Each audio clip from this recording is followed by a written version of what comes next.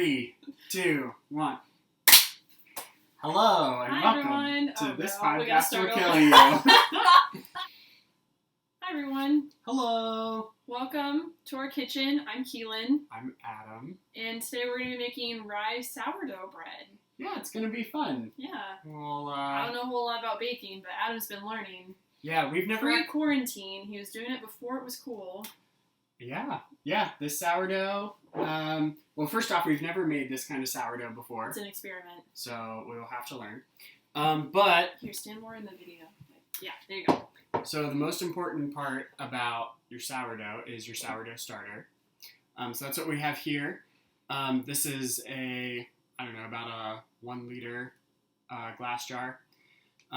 Just got it for a couple bucks at a local store. So what's in it? It is the sourdough starter. What's sourdough starter? It's just water and flour. And you just let it sit. And what'll happen is that some natural yeast that's present in the air everywhere will begin feeding on the sugars in the flour. So you just mix equal parts flour and water. Check out our earlier video on how to make a sourdough starter. That was a joke. We don't have one. So, because we don't have a video on a sourdough starter, can you tell me a little bit about this one that we have here? Yeah, so this is a rye sourdough starter. And that just means we're using rye flour. So we're mixing 1 part rye flour with 1 part water. And this one, and you have to feed it maybe once a day, or maybe twice a day. So this one I fed this morning, put in 200 grams of water, 200 grams of flour, and it's ready to go. How long have you had this? I started it about a month ago, maybe at the end of February, so a month and a half at this point. Nice. Super easy from the time when you start your starter to when you are able to use it. It's about 7 days. But when quarantine is over, I can give you some of my starter, and then you can use it to... You'll have a jump start. Exactly. You'll be able to use it right away. So this one, again, is using rye flour, but it hasn't always used rye flour. It was using bread flour and water, and then was doing 50% bread flour, 50% rye flour. And then during quarantine, it's been very hard to find bread flour. So we have a natural market near us that sells some nice rye flour. So that's, I guess, a little bit less in demand right now. So that's what we're cooking with. So... should we get started? let's get started. Okay, chef. What do we do here? Okay. So this dough is very simple. It's just 4 ingredients. It's going to be flour. So we have rye flour here. And then I can't see that. it's going to be rye flour here. And then water. We have this little jar of water. You can if you let it sit out, just tap water and let it sit out, then the chlorine will evaporate. And so the chlorine can kind of stunt the growth or like the rising of your bread a little bit. So that's what we have here. And then sourdough starter and salt are the other ingredients. Do we have salt? We do have salt. It's coming. It's right here.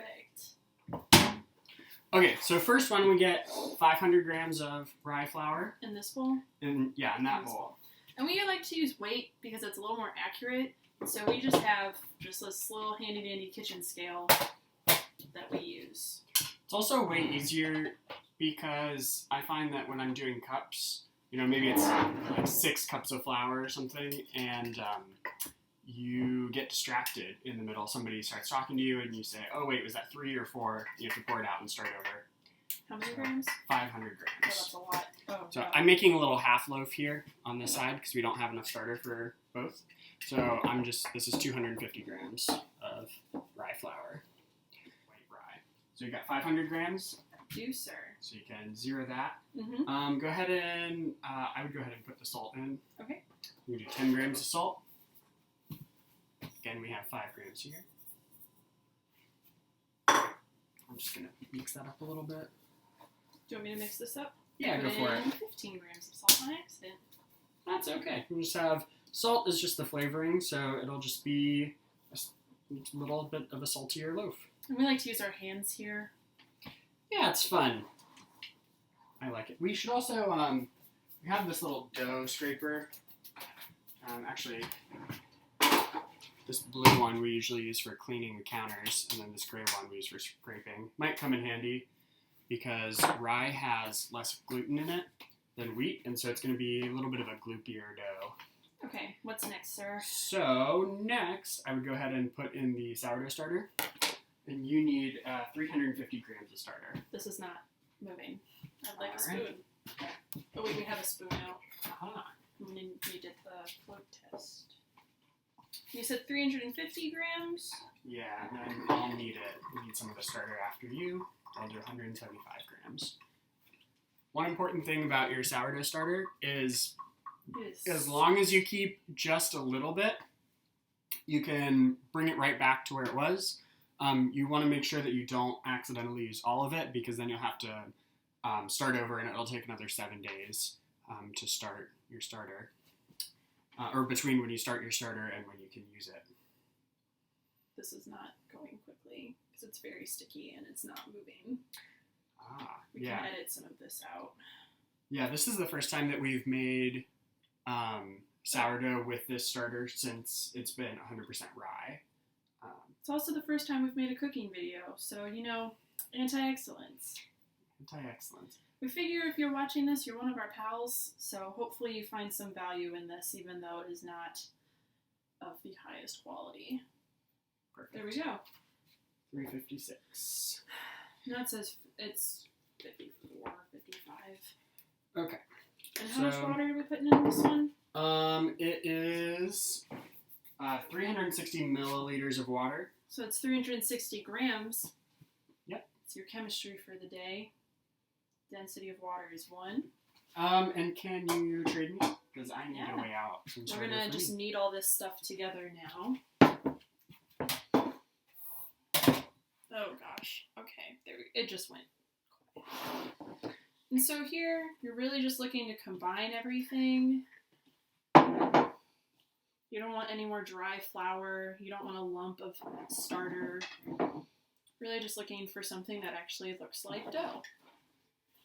And it's going to be really sticky, but it's kind of fun, so just go with it. When is this ready to turn out and start kneading? When there's nothing, when all the stuff that's stuck to the bottom looks like it's going to come with. Not much. So you can see here how much starter we have left. It's almost nothing, but that's still going to be enough to get it started. Again, so I'm actually going to go ahead and feed the starter here pretty soon here.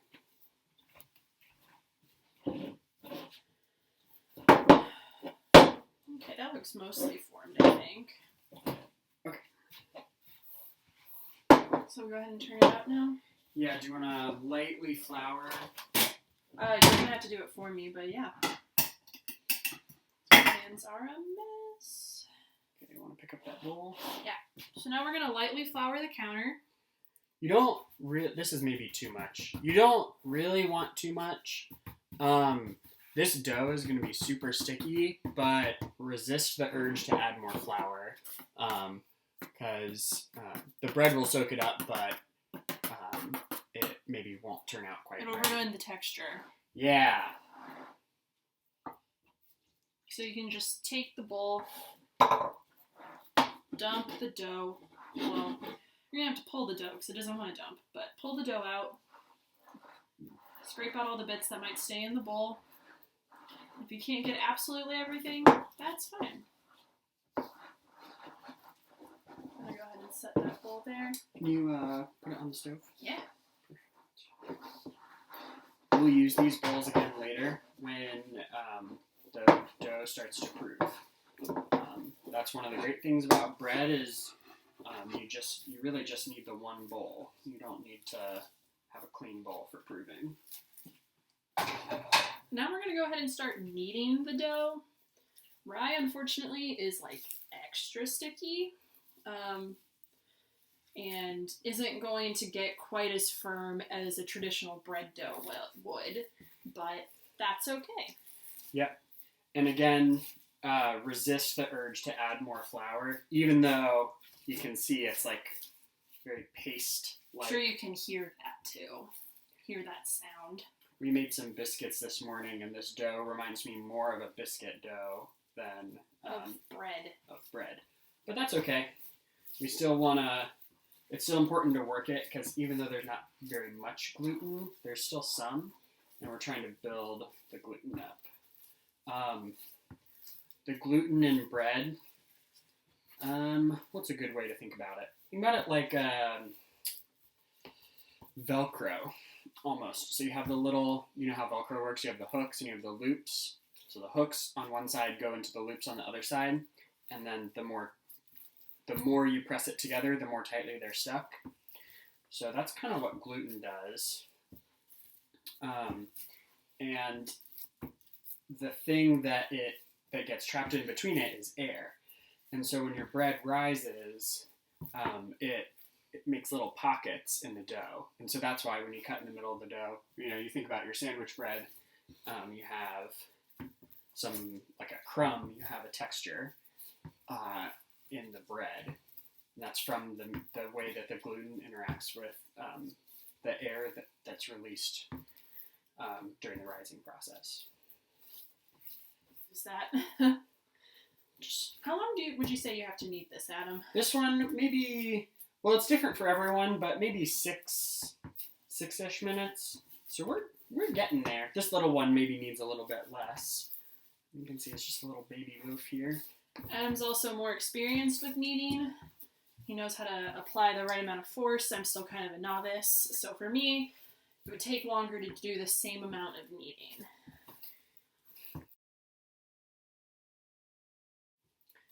You've maybe heard of the window pane effect. That is a way to tell if bread is ready. Usually the way that it works is you take some dough that you've been kneading, and you just kind of stretch it apart, and you see if you can see light through it. With rye dough, there's not really enough gluten to get it to do that. So we don't have that kind of test that we can do. Oh my gosh, my sleeves keep falling. Wear short sleeves when you're going to knead dough. Okay, so here's what we're going to do. Because again, these are very sticky. So we're going to take a little bit of oil. We have olive oil. You probably should use a non-flavored oil, like vegetable oil if you have that, or sunflower oil. So just take a little bit, get it on your hands, find your old bowl. Again, see it's still dirty. Oh, that's for the soda one. Oh, haha, yep. You can just brush a little oil on the inside there, and it'll let the dough, or stop the dough from sticking at the end of the proof.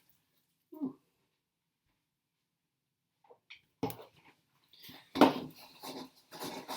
Put the oil on your hands and in the bowl. Yep, and so you can see, maybe you can't see, but now that I have some oil on my hands, it's not really, the dough is not really sticking quite as much. I wouldn't use any more oil than you use when you're like sauteing onions or something. So you don't really have to do any kind of shaping. Just kind of get it into a mass. You can put it in your bowl. Maybe good. Some people like to get oil on all sides of their dough first. I don't know if we know enough to say whether that's good or not. We'll do that. We're going to get some cling wrap, plastic wrap, whatever you have. And the bread that comes out of this is going to be kind of dense. It's going to be, think about, again, we talked about like the gluten. So it's going to, basically, you won't be able to get very big air bubbles because you don't have like that really stretchy gluten to like open up and have all the little holes in your crumb. Will you do this one too? Yes. Thank you.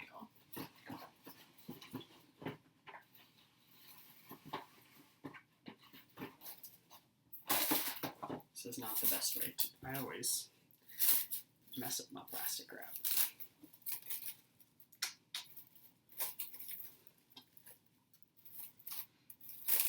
bowl is bigger than the length. So we always have to do 2.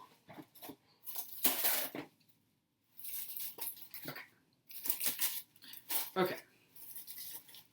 So we're gonna prove this in a warm place. Our house is a little cold today, so what we're gonna do is turn the oven light on, and then stick these in the oven. So the oven light will heat it just enough. Can we see the oven if we turn? Yeah. Do this. Put them next to each other. Like that. So, oh yeah, this is a good before shot, so then we can show what it looks like after it's proved. The first prove is always until it's doubled in size.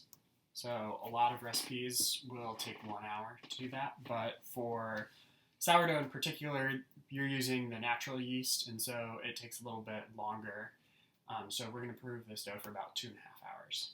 Even though it's rye? Even though it's rye. Yep. Because rye can sometimes take less time to prove.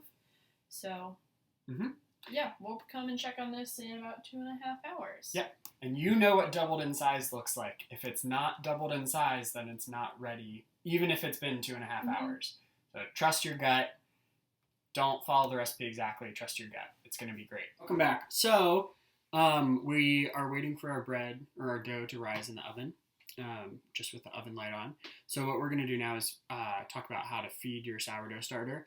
So again, we used almost all of the sourdough starter. There's not very much left, but this is enough to keep the starter culture going.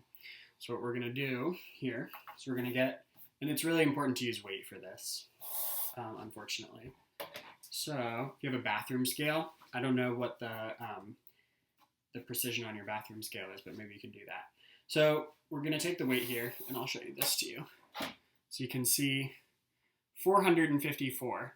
So I know the weight of this jar because I measured it and I wrote it down when I bought it. So the weight of the jar is 425 grams. So we only have 25 grams of starter in here, and you can see some of it is kind of crusty around the outside. So what we're going to do is feed it just a little bit. Now we could really bulk up our starter by doing like 200 grams of water, 200 grams of flour. We're not going to do that because we are only 2 people, and it's going to take us a while to eat this bread, so we don't need to make bread again for a couple days. Also, we're quarantined, and it's really hard to get flour right now. Yep. So, yeah, this is basically all the flour we have in this house. So we have a little bit of wheat flour. We have cake flour. We do. You can't use that in a starter. Right. So, and this is right now this is a wheat or a rye starter, so we're going to try and keep it that way.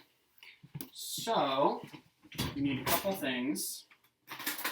Most important thing, something to stir with. I like a long knife. Really, we need, what I would love to have is one of those ice cream sundae spoons. Ooh, I think that would be nice. perfect, but we don't have any. So I'm going to do this. I'm going to set the knife in here, and I'm going to tear my scale. So it says 0. And again, for sourdough starter, it's very important to do 50% flour, 50% water. And you can imagine, even if you're just a little bit off every time, you keep the starter for a very long time. So over a long period, the ratio could get off by a lot. So say, 51 grams of flour, then we really want to put 51 grams of water in also. So we're going to start with the water because what that'll let us do is it'll let us kind of dissolve the starter that's in there right now in the water, and then it'll be easier to incorporate the rest of the flour. So we're going to do 50 grams.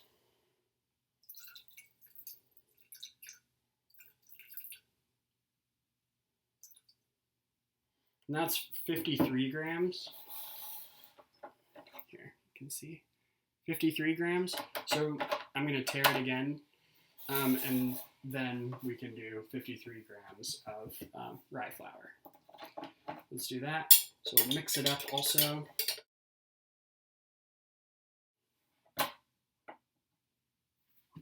Tear. And I like to just take a spoon and spoon in my flour. And if I'm doing more, then I'll mix it up a couple times in the middle. But what's nice about this is that if you accidentally put in too much, then you can pull some off the top that hasn't been incorporated yet in the water. And again, it's 53 because even though we were aiming for 50, we wound up putting 53 grams of water in. So we want to have an equal part water and flour. So you can see this consistency. This rye starter has been pretty thick, pretty goopy. When I had some wheat flour in here also, it was a little more, I don't know, it wasn't this goopy. So it was a little more smooth textured. So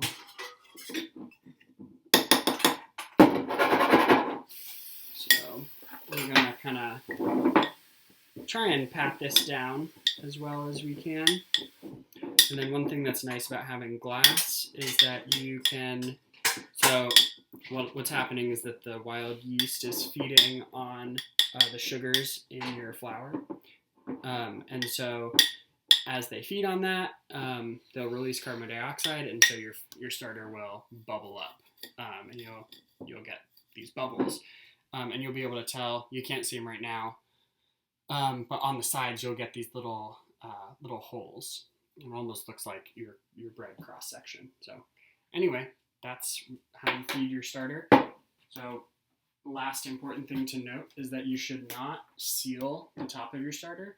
Again, because the yeast is releasing carbon dioxide, you don't want to overpressurize this. So what I like to do, I just have a washcloth. Put it on top, and then I have the lid to this thing somewhere. Where's it gone off to? I don't know. Okay. Thanks.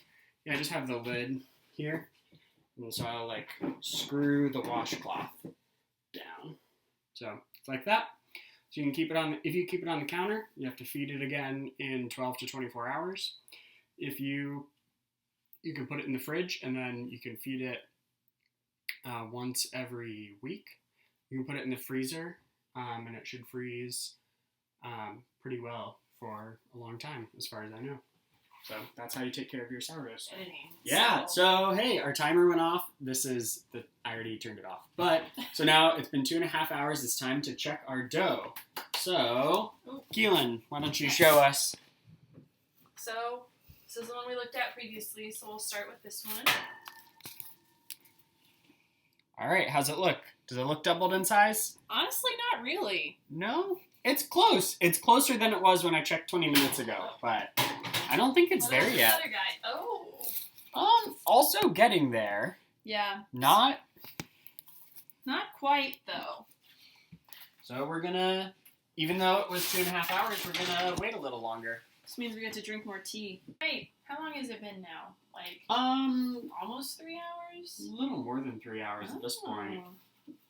So let's pull it out. Check them out. We're kind of running out of time, so we're gonna do it whether they're fully proofed or not. But I think that looks good to me. That looks pretty good. I'm happy with that.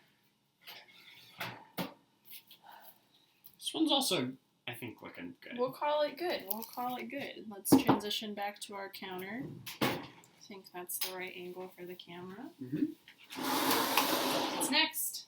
Okay, well, let's take off this plastic wrap, and we're gonna save it. So I can just set it off to the side here. So we're gonna get a little bit of flour for our working surface. And we're gonna do what's called punching down the dough. What is punching down the dough, Adam? Well, like we talked about, the yeast is causing the dough to rise, so there's air bubbles that are trapped in here. So we're gonna just punch it out a little bit. So we're trying to get some of those air bubbles out of the dough. And you really don't have to do a whole lot with the rye. So we're gonna just maybe fold it a little bit. You can see how when you fold it, it starts to crack. That is not something that wheat flour will do. That's kind of... So you just want to press it down some? Yeah, press it down. Maybe kind of fold it into the middle. Take the sides, fold it into the middle a little bit.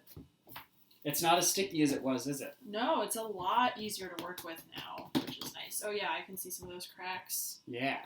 Y'all can see those cracks too, kind of on the edges there. Okay, so you really don't need too much of that. And when that's done, we're going to go ahead and shape it. I'm going to grab this little blue guy again, just because I like this one. So, after we do this step, we're really not going to touch the shape of the dough again. Something else to notice, so your dough, now you can start thinking about it as having two sides. So there's the side that's going to go up on the tray when we're baking it, and the side that's going to go down. So a lot of times the down side is called like the seam side, because you'll wrap dough, especially if you're making like a loaf tin, you like fold it over and then there's like a seam down the middle. We can't quite get that with the rye dough, but we're still gonna have the same thing where, one side we want to look really, really pretty, and the other side we still want it to look nice, but it's gonna look less pretty. How exactly do you shape dough? So, there's a couple different ways. I'm finding that rye is a little more difficult than wheat. So we're gonna want it to be in kind of like a sphere, maybe more like a ball, maybe like yours a little bit flattened, but yeah, that general shape. A lot of times you'd be like rolling and tucking, or like kind of pulling the dough against the counter like this, turning it. But you'll see, at least for me, the dough's starting to stick to the counter. Yeah, I'm getting some remnants on the counter. So we don't want to do that then. So I'm going to be honest, I'm not totally sure what the best way to shape the dough is here, but we're just going to kind of handle it a little bit. Anti-excellence, guys. See if we can get it in the right kind of way. Yeah, I think it's time to stop putting it on the counter because it's really sticking now. Okay, so I just moved it to another spot. So now we're going to use some new bowls. So what kind of bowl should you use for the second proof? You should use, well, if you are doing a whole loaf like Keelin is, you should do a Pyrex dish. And I'm washing my hands. Keelin, can you grab that dish and set it off? I sure can. So this is our Pyrex dish. Everyone owns one. If you don't, your mom has one that she can give you. I promise. And the great thing about this Pyrex dish is it has a lid. Perfect. So what we're going to do is we're going to take this dish, and you are going to take a clean, just kitchen towel, that one. Yep. We dry our dishes with this. Yep, but it's been freshly laundered. Yeah, and you will actually keep some excess on the sides because you'll fold it over on the top afterwards. So, yep, you can push it down. So then do like a generous dusting of flour to prevent it from sticking. So I'm just going to use like our soup bowls here. Does it need to be an extra generous dusting because this rye is so sticky? Yeah, I think that's a good idea. So this is the time, if you have a proving basket, this is exactly the right time to use it. The cool thing about a proving basket is maybe it would be like a wooden basket with coils, and it'll leave kind of an imprint on the dough. I like to use this washcloth that my aunt got me for Christmas to line my bowl because you can see it's a little bit textured. And so I'm hoping that what'll happen is as the dough sets in this washcloth, the texture will transfer a little bit, and then it'll look really pretty when it comes out of the oven. So now think about this. So we want the texture on the top of the dough to be touching the cloth. So take your seam side and put the seam side up. So the part of the dough... I can't see anything I'm doing. So the part of the dough... So this is my top side. It's not super pretty. but we're going to go ahead and take it and flip it so we can put it in the bowl like that. Yep. Then you just take the towel and fold it up on top.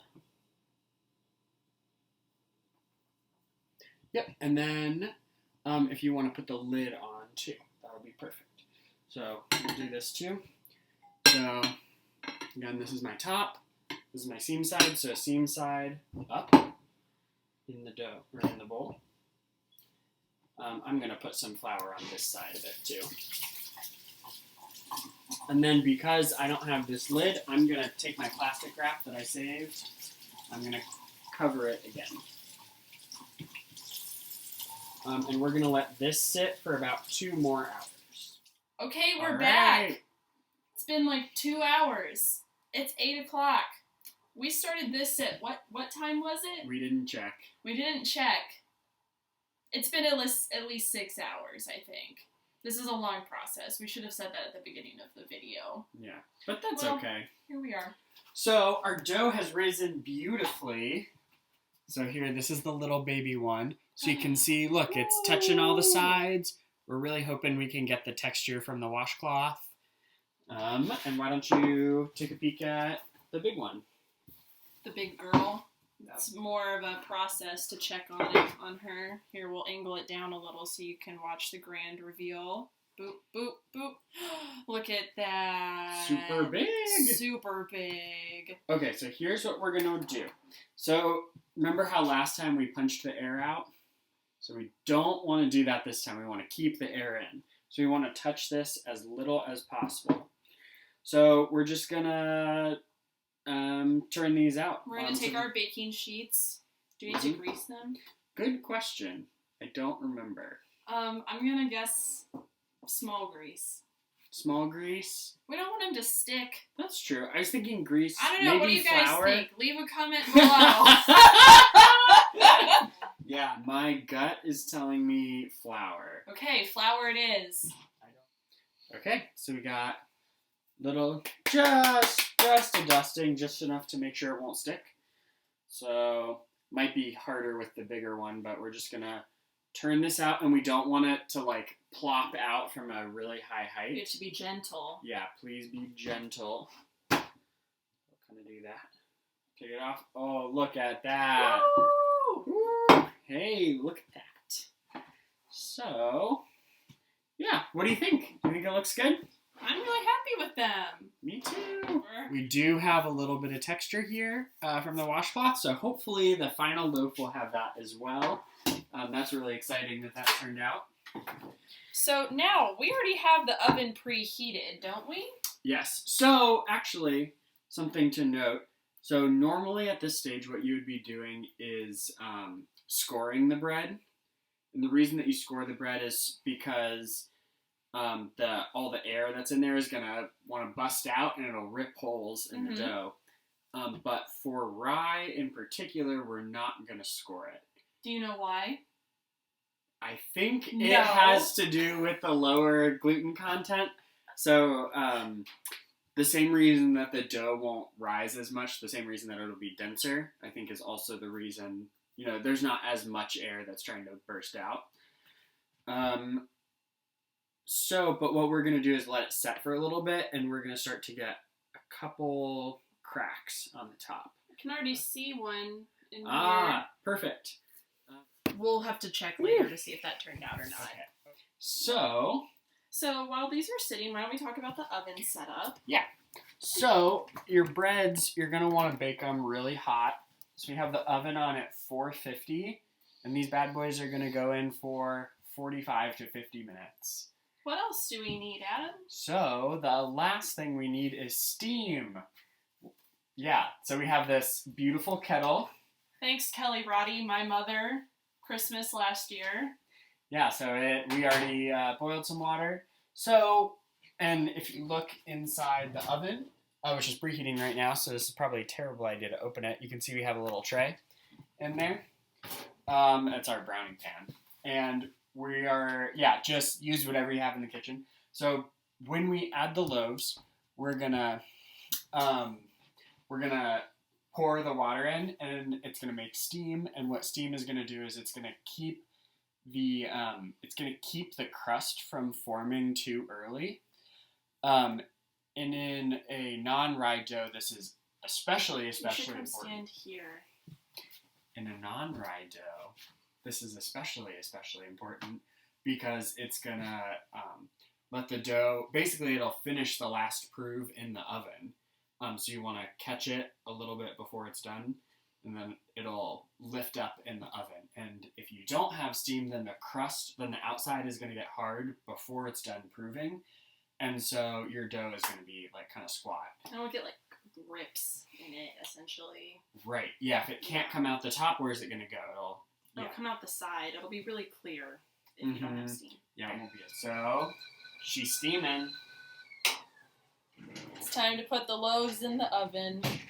Make sure your oven's preheated. It's important. And this part, you gotta be careful because once you start pouring, the steam is gonna be very hot and it's gonna be coming right towards your fun face. action shot, guys. Ah! You gotta kind of lean away. Okay. So push that back in.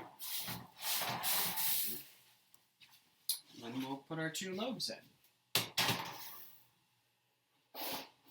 So, and then again, maybe this is obvious, but the steam goes below the bread. So, because the steam rises. So.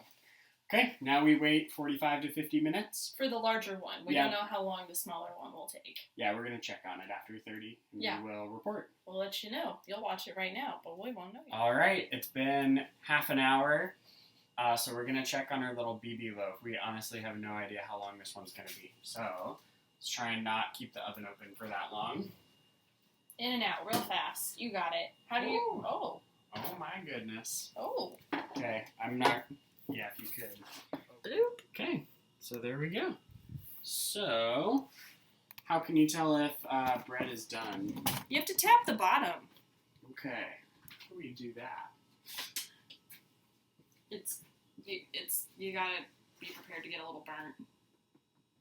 You want it to be a hollow sound, because that means that all the moisture is baked out. Does that sound hollow? Sounds kind of hollow. I think that sounds hollow. I think it's moderately hollow. I think it's hollow enough. I think that's done. This seems right to us. The loaf is ready to come out. It's been 45 minutes. Let's give her a check. Oh my, that looks nice. Don't forget to turn off your oven. It's important. Okay. That looks good. Hey. Yeah, Should we do the bottom tapping? Yeah. This one will be harder to hold close for you guys to hear, unfortunately. Ooh, it looks a little... Sounds pretty hollow to me. I think we can... Does look a little burnt on the bottom. Right along here. But I think... That'll be fine. I think it'll be fine. Okay. So, unfortunately, we're not going to be able to show you guys... like us cutting into them, because rye is supposed to like sit for a day before you actually start to eat it. So we'll probably post a follow-up video tomorrow of us actually eating the bread, which is good because this video is probably going to be like 45 minutes long. We sort of apologize, but if you got here, you got here. Thank you. Yeah, thanks for joining in. Okay. I'm Updike, and this week we're talking about rye sourdough. How long did you say? Oh no. Oh shoot. Maybe now's a good time to learn. Oh no. Look at all this dough all over my hands, guys. If you like use it to lift up and then turn over, you can like gravity will like have it pull apart. Nope. Wanna trade? Yep. You're pointing it at my feet. Ooh. Okay, well. Video editing. Oh! Hey, getting some in for the bloopers. Oh, we have so many bloopers. Okay. We can do. If you drop my laptop, I'm gonna cry. I think I'm excited. We got some texture here. That's a blooper. We do. Oh, we need a Ah, hot pad. there's a lot of editing to do in this segment.